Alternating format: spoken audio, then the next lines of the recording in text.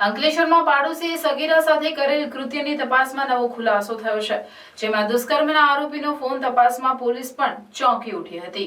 તેના મોબાઈલમાંથી અનેક મહિલાઓના અભદ્ર ફોટા મળી આવ્યા હતા।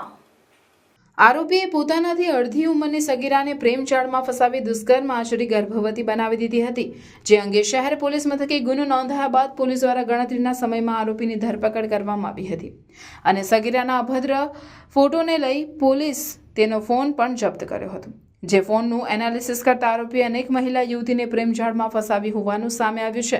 તેમના ફોટો પણ ફોનમાંથી મળી આવ્યા હોવાનું જાણવા મળ્યું છે। ત્યારે દરજી કામ સાથે સંકળાયેલા આરોપી તેની દુકાનમાં આવતી તેમજ દુકાન આગળથી પસાર થતી અનેક મહિલા યુવતીને પ્રેમમાં ફસાવી હોવાનું જાણવા મળી રહ્યું છે।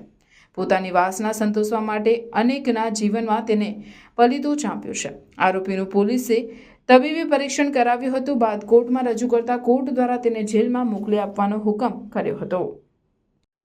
અંકલેશ્વર એ ડિવિઝનમાં ગતરોજ બીએનએસ ની કલમ 64(2)M તથા પોક્સોની કલમ 4(6)(2) મુજબનો એક ગુનો દાખલ કરવામાં આવ્યો છે। જે મુજબ પોક્સોમાં એક આરોપી અલ્કેશ સુરતી ને અટક કરીને ગુનો દાખલ કરી અને એની આગળની કાયદેસરની કાર્યવાહી કરવામાં આવી છે। જેમાં ભોગ બનનારને પેટમાં દુખાવો થતા ડોક્ટરી તપાસ દરમિયાન જણાઈ આવેલ કે 2 માસનો ગર્ભ છે।